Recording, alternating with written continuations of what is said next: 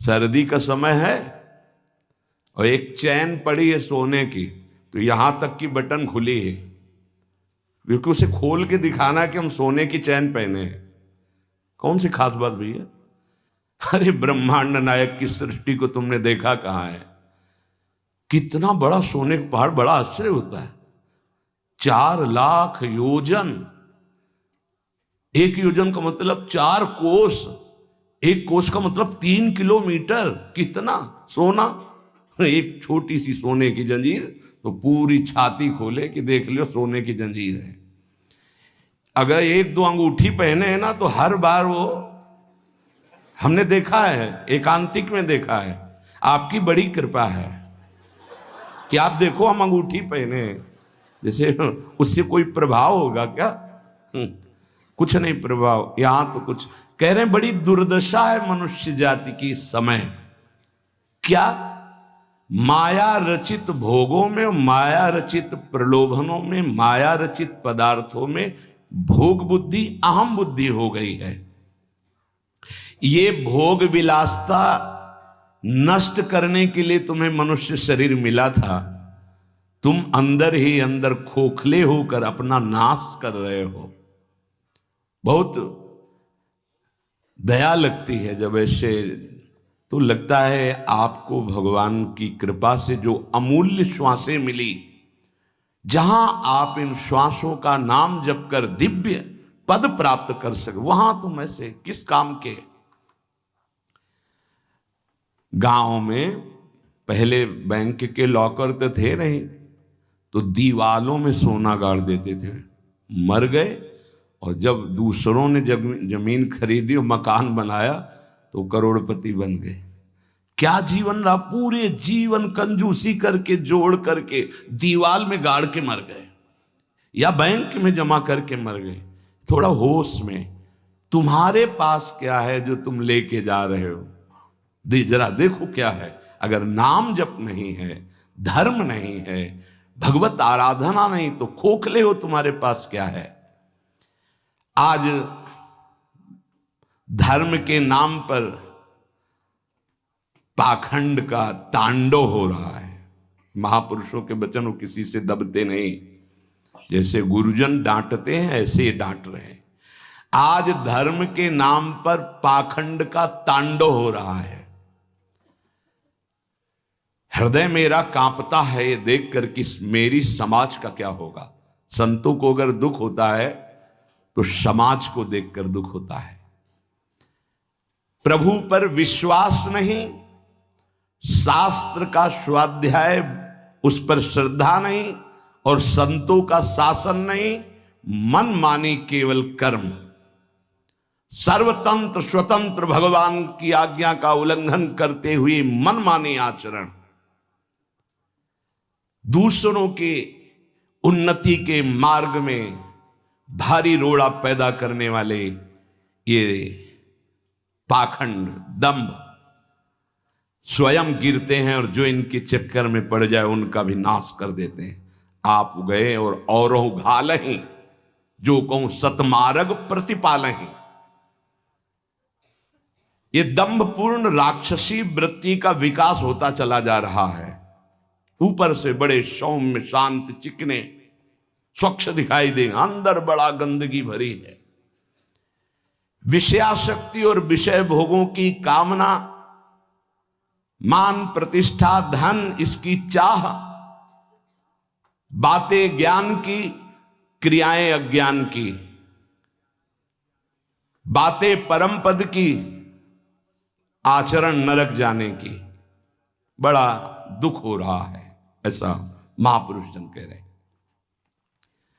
बाहरी सभ्यता बहुत जोर की, आंतरिक सभ्यता का नाश हो चुका है। बाहरी सुंदरता बड़ी जोर की, रंग लेके गालों में लगाते हैं। दर्शन, अब जब इस समय आते तो दर्शन करते हैं, रात्रि में गाल में रंग लगाने की जरूरत क्या है? संत दर्शन के लिए आए हो तो तुम्हें यहां गाल में, तुम्हारे लाल गाल कौन देखेगा? अरे यहां लाडली लाल के गाल देखने वाले भाई। ये जो नगर है वृंदावन प्रेम नगरी है, यहां लाडली लाल के कपोल देखने वाले हैं। जहां से गौर कांति प्रकट हो रही, श्याम कांति प्रकट हो रही है, जो बड़े बड़े ब्रह्मबोध संपन्न महापुरुषों के चित्त का अपहरण करके बलात् अपने अधीन कर लिया। कृष्णात् परम किमपि तत्त्वमहं न जाने। आप संयम से भगवत आराधना कीजिए, आपकी दृष्टि सुंदर होगी। चेहरा तो मांस खाने वालों का भी चमकता है, चेहरे की चमक साधना नहीं होती। साधना की चमक दृष्टि होती। तुम्हारी दृष्टि कैसी है? तुम्हारे नेत्र बताते हैं कि तुम्हारी स्थिति कहां है। साधु चमड़ा देख के नहीं पहचानता है, साधु दृष्टि देख के पहचानता है। आज हमारी सुंदरता बढ़ रही, लेकिन हृदय असुंदर हो रहा है। दंभ, व्यभिचार, मिथ्याभिमान, हिंसा, दुर्गुण, दुराचार, इनकी उन्नति होती जा रही है। आध्यात्मिक गुरुजनों के वचन, शास्त्र वचन, इनकी हत्या हो रही है। न गुरुजनों के वचन, न शास्त्र के वचन, इनका नाश किया जा रहा है, माना नहीं जा रहा। धन्य भाग है जो मान रहे हैं। सर्वव्यापी, सर्वप्रिय, सर्वमय, सर्वानंदमय प्रभु ने तुम्हें मानव देह भारत भूमि में खास करके इसलिए दी है कि तुम अपने दुखों को मिटाकर परम सुख में स्थित हो जाओ। उसके लिए एक सीमाएं रखी गई हैं धर्म की। भोगों को सीमा में बांध दिया गया है। अगर उन सीमा के अंतर्गत धर्मयुक्त भोगों का भोग भोगते हुए, नाम जप करते हुए अपने जीवन को व्यतीत करोगे तो तुम्हारे सारे पाप नष्ट हो जाएंगे। तुम्हें अन्य अलग कुछ नहीं अनुष्ठान करना पड़ेगा। नाम जप मात्र से तुम्हें एक महान आनंद के भोक्ता बन जाओगे। तुम समस्त बंधनों से मुक्त हो जाओगे। ज्यादा कठिन नहीं, बस धर्मयुक्त सीमा में रहकर नाम जप करना है। पर आजकल पता ही नहीं कि धर्म किसे कहते हैं। कोई बिरला ही महापुरुष जानता है। नहीं तो धर्म के नाम पर केवल वासनाओं की पूर्ति का खेल खेला जाता है। ये महापुरुषों के वचन है, जरूर सुनने चाहिए। कड़वे हैं पर बहुत औषधि का काम करेंगे। महापुरुष ये नहीं सोचते कि सामने वाले को बुरा लगेगा। हम चाहते कि बुरा लगे और तुम अच्छे बनो, बुरा लगे तुम गंदी बातों को छोड़ो। आज धर्म के नाम पर अपनी वासनाओं की पूर्ति का ढोंग किया जाता है, दंभ किया जाता है। कुछ बिरले ऐसे महापुरुष जन हैं जो धर्म को जानते हो, धर्म पर चलते, धर्म के लिए प्राण बलिदान किया जाता है। उस प्रभु को तुम धोखा देना चाहते हो जो तुम्हारे अंदर बैठा है, जो सर्वज्ञ है, सर्वांतर्यामी है। कौन देखता है यहां? अरे क्या वो देख रहा है जो निर्णायक है। उसको किसी वकील या गवाह की जरूरत नहीं है। वो तुम्हारे अंदर बैठा देख रहा है। जहां तुम संकल्प कर रहे हो वहीं वो देख रहा है। जो गुरु से डरता है, भगवान से डरता है, वो माया से निर्भय हो जाता है। जो गुरु से नहीं डरता, माया उसे बरबस बलात् ऐसे आचरण कराती कि रात दिन डरना पड़ता है और दुर्गति प्राप्त होती है।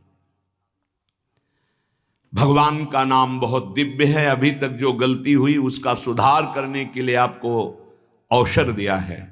ये जो सत्संग मिल रहा है कृपा पात्रों को मिल रहा है, जिनके कानों में सत्संग पहुंच रहा है और उनको विश्वास है कि इस हमारा कल्याण करने के लिए भगवान ने हमारे कानों तक ये सत्संग पहुंचाया है।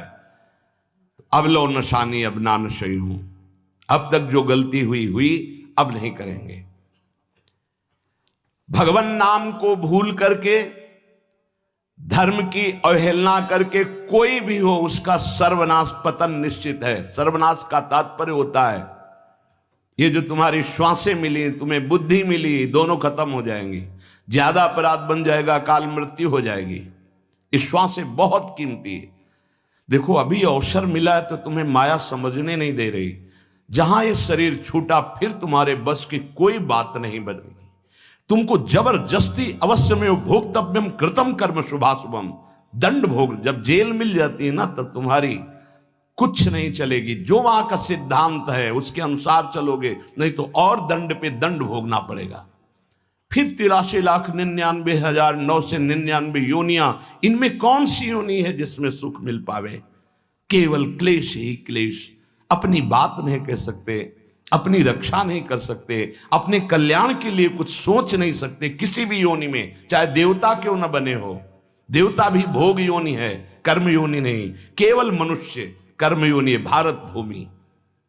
इसलिए परम साधन, परम साध्य श्री भगवान का नाम है। इस कलयुग में और कोई साधना हो पाना बहुत कठिन है। जो साधन के सूत्र बताए गए हैं उन पे स्थित हो पाना, जैसे अष्टांग योग, अब 3 घंटे बिना हिले डुले पद्मासन सिद्धासन में बैठते हैं, आज भी हैं, पर बहुत कम। मंत्रों को सिद्ध कर लेना आज मजाक माना जाता है कि ऐसा कैसे हो सकता है, मंत्रों से भगवान प्रतिष्ठित हो जाएंगे। अरे भगवान का अवतार हो गया। राम जी की प्राण प्रतिष्ठा में तुम्हें ऐसा लगता है कि कैसे ऐसे हो सकता है? तो राम जी जब प्रकट हुए तो मंत्रों से ही हुए। एक ब्रह्म ऋषि का नाम श्रृंगी ऋषि, उनको बुलाया गया, मंत्रानुष्ठान करके पुत्रेष्टि यज्ञ की और मंत्र से अभिषिक्त उस खीर को पवाया गया, महाराज दशरथ जी को दिया गया। उन्होंने अपनी 3 रानियों को विभाजित किया। श्री कौशल्या जी से परब्रह्म परमात्मा स्वरूप भगवान राम प्रकट हुए, सुमित्रा जी से लक्ष्मण और शत्रुघ्न प्रकट हुए, कैकेयी माता से महान प्रेम मूर्ति भरत जी प्रकट हुए। ये कैसे प्रकट हुए? मंत्र से। पुत्रेष्टि यज्ञ श्रृंगी ऋषि ने करवाई, वशिष्ठ जी साक्षी, दशरथ जी यजमान, भगवान का अवतार हो गया। तो भगवान के लिए प्राण प्रतिष्ठा में भगवान पधारे, कोई आश्चर्य की बात? अरे भगवान का अवतार मंत्र से हो गया। आज भी हो रहा है मंत्र से अवतार। हृदयों में गुरु प्रदत्त मंत्र के द्वारा भगवान को हृदय में प्रकाशित कर लिया, उसी को सिद्ध महापुरुष कहते हैं। श्रद्धा नहीं रह गई, विश्वास नहीं रह गया। सबका परम कल्याण करने के लिए एक बात सिद्ध है, मान लीजिए, नाम। ये नाम और मंत्र में भेद है, भेद होते हुए भी अभेद है।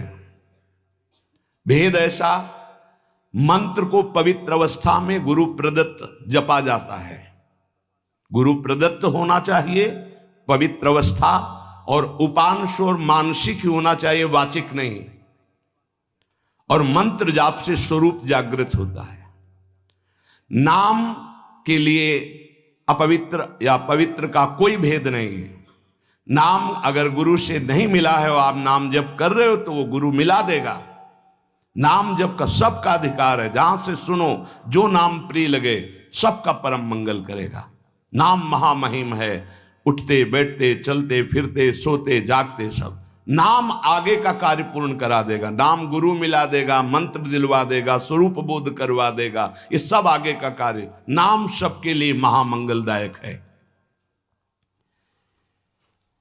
मैं बड़े जोर के साथ कहता हूं, अपने अनुभव की बात कहता हूं, अपने जीवन की बात कहता हूं कि जो कुछ प्राप्त हुआ सब नाम से प्राप्त हुआ। ऐसा गोस्वामी जी भी बोलते हैं। बस हम कुछ सावधानियां बता रहे हैं। नाम जापक अगर इन सावधानियों को कर ले तो बहुत जल्दी नाम सिद्ध हो जाए। पहला, हम जिस प्रभु के नाम का जप और कीर्तन करते हैं उसके अनन्य हो जाएं। अनन्य, ये खास बात है। पहली, जो नाम जप करते हैं उसके अनन्य हो जाएं। उठते बैठते सोते जागते वही नाम हमारा जीवन बन जाए। बस ये बहुत खास बात है, इसलिए जल्दी इस पे स्थित नहीं हो पाते। जो लोग ये कहते हैं कि मैं तो बहुत से नाम जपता हूं, तो उनको गुरु कृपा प्राप्त नहीं हुई अभी। देख लेना, जिस दिन गुरु कृपा प्राप्त होगी तो आप समिट जाओगे। गुरु कृपा प्राप्त होने का ये प्रभाव होता है कि वो गुरु प्रदत्त नाम और मंत्र में अनन्य हो जाता है। हो ही जाता है, स्वाभाविक हो जाता है।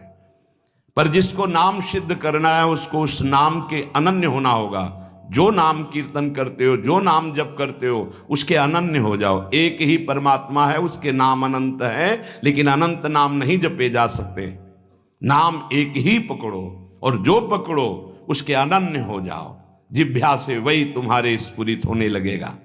दूसरा, नाम की महिमा है। कितना भी बड़ा पाप किया जाए और नाम जापक का कुछ नहीं बिगाड़ सकता, भस्म कर देता है नाम पाप को।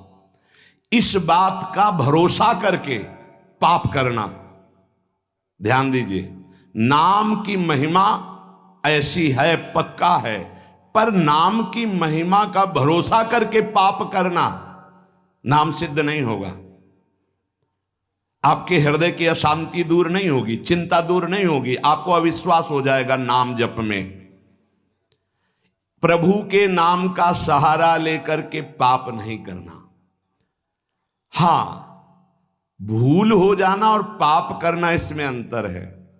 हमसे भूल हो गई, हमसे गलती हो गई, तो कोई और प्रायश्चित करने की जरूरत नहीं, वो नाम जप ही सब पाप नष्ट कर देगा।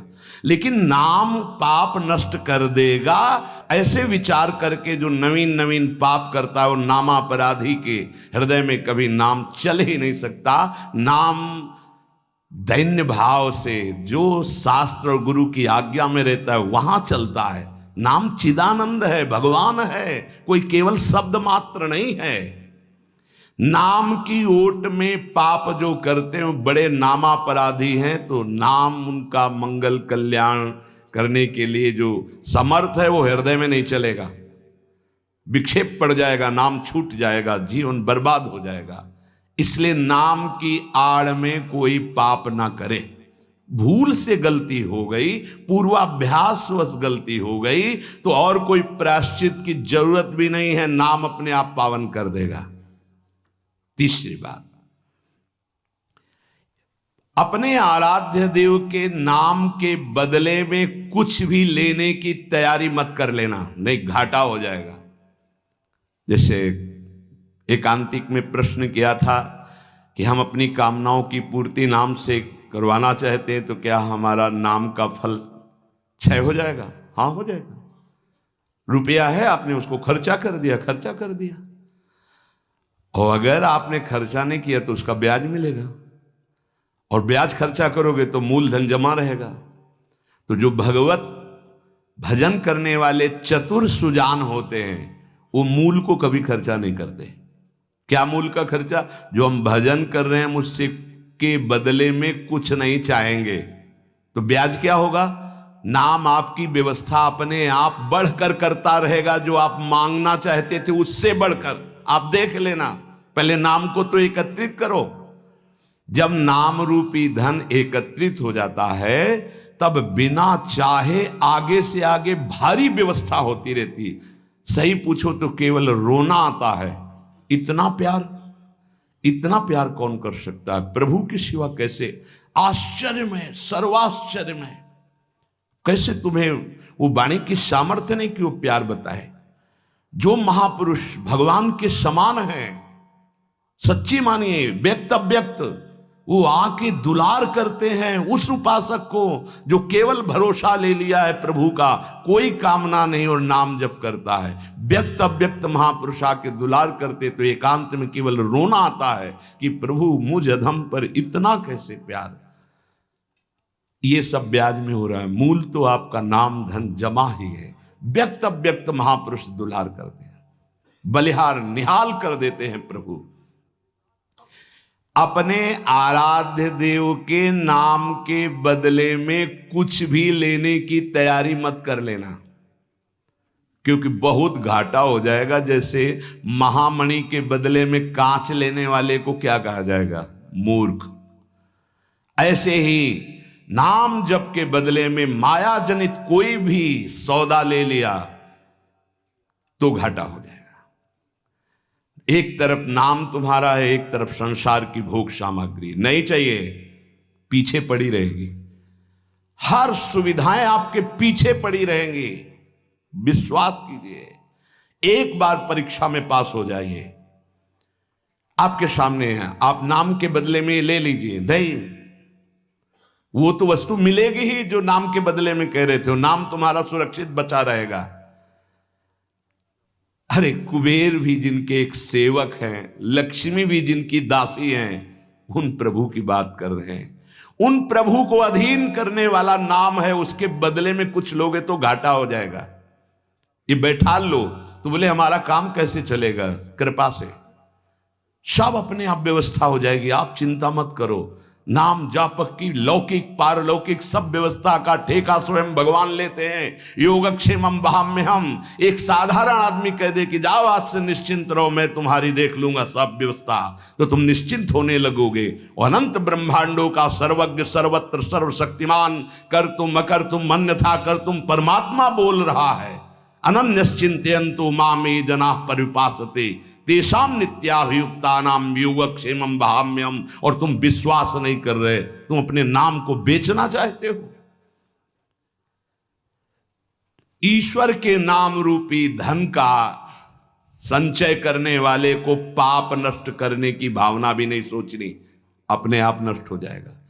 आग जला दी तो अंधकार और शीतलता दोनों अपने आप प्रभाव से नष्ट हो जाएंगे। तुम्हें मांगने की जरूरत नहीं कि हे अग्नि देवता आप अंधकार को नष्ट कर दें, शीतलता को नष्ट कर दें। ऐसे ही नाम जापक की दरिद्रता, अज्ञान, अंधकार, ये सब नष्ट हो जाता है।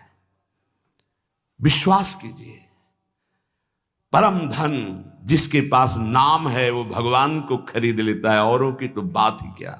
सुमिर पवन सुत पावन नामू, अपने बस करी राखे रामू। भगवान को अधीन कर मान जाओ हमारी प्रार्थना। पाप नष्ट करने का भी विचार मत सोचिए, वो अपने आप नष्ट हो जाएगा। चौथा,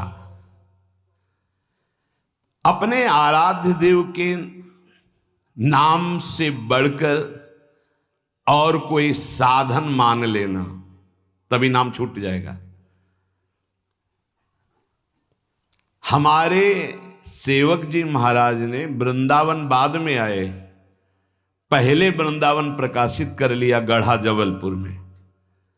वो लिख रहे हैं, श्री हरिवंश नाम हमारा जीवन सर्व सुखधाम परम मंगल सर्वस्व प्रदान करने वाला है। श्री हरिवंश नाम नित कहो, नाम प्रताप नाम फल लहो, नाम हमारी गति सदा। हरिवंश नाम बिसरे न छिन, श्री हरिवंश सहाय भल। हरिवंश हरिवंश हरिवंश। तो आचार्य आ गए, निज मंत्र दे दिया, वृंदावन प्रकाशित हो गया, नित्य विहार लीला में प्रवेश हो गया, सब नाम से हो गया। तब आए वृंदावन।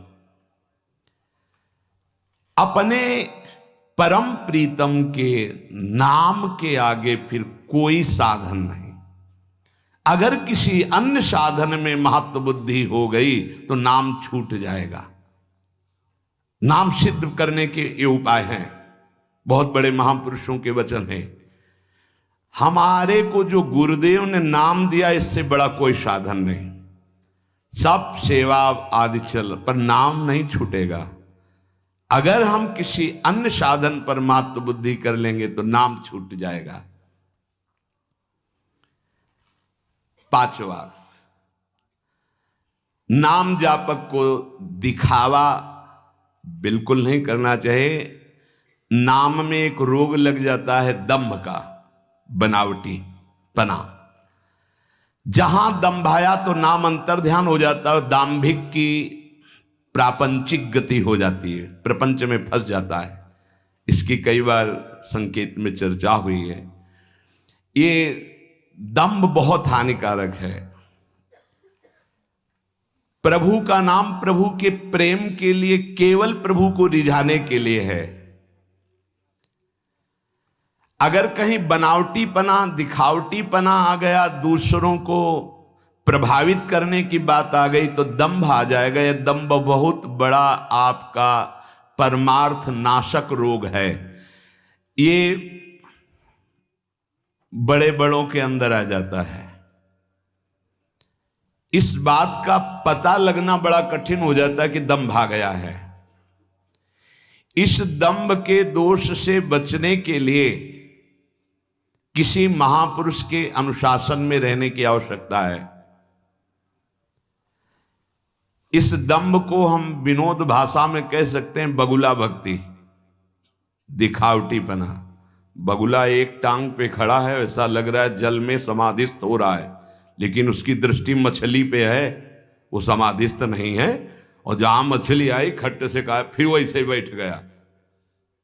जिसकी दृष्टि विषय भोग पर होती है, विषयों पर होती है, मान प्रतिष्ठा पे होती है, वो दंभ भक्ति में लग गया, अब वो नष्ट कर देगा। दंभ दोष से बचना बहुत आवश्यकता की बात है। जिसको अंदर से नाटक करने का स्वभाव बन गया है, मान बड़ाई प्राप्त करने के लिए, अपने को सिद्ध बताने के लिए, वो दंभी हो जाता है। दंभी किसी और को धोखा नहीं दे रहा है, वो अपने आप को धोखा दे रहा है। वो बहुत ही मूर्खता पूर्वक अपने धन को खो रहा है। सर्वदर्शी भगवान को भला धोखा कौन दे सकता है? हम कह सकते हैं कि वो धूर्त जो दंभ और पाखंड कर रहा है, वो अपनी वासनाओं की पूर्ति के लिए सिद्ध बनना चाहता है, वो बहुत बुरी तरह भ्रष्ट हो जाता है। देखो ये बातें महापुरुष जन गुरुजन बोल रहे हैं, बहुत सावधानी से हृदय में धारण करना है। जो दंभी होता है वो पाप करने से संकोच नहीं करता, उसका पाप चिरमित्र बन जाता है, चिरंजीवी मित्र। मतलब जब तक जिएगा पाप करेगा। बहुत ये चूक हो जाती है, दंभ नहीं होना चाहिए। गलती हो जाए हम हृदय से स्वीकार करते हैं, आगे बढ़ जाओगे। अब हम तो भजन करते हैं, भजन के बल से सारे पाप नष्ट कर देंगे, या किसी भी तरह का कोई नाटक प्रदर्शन करना, बहुत जोर का दंभ बढ़ जाता है। ऐसे नाटक होने लगते हैं कि लगता है भगवान इनको औषधि की जरूरत है, पक्का दिमाग खिसक गया है, इनको औषधि की जरूरत है। ऐसा शास्त्र सम्मत सिद्ध नहीं होता। खूब भगवदानंद में, ब्रह्मानंद में डूबे हुए सिद्धों के दर्शन किए हैं। दंभ अपने आप को भुलावे में डाल करके नष्ट कर देता है। दंभी को पापों से घृणा नहीं होती, दंभी को दिखावे में बहुत रति हो जाती, जिससे लोग कहें।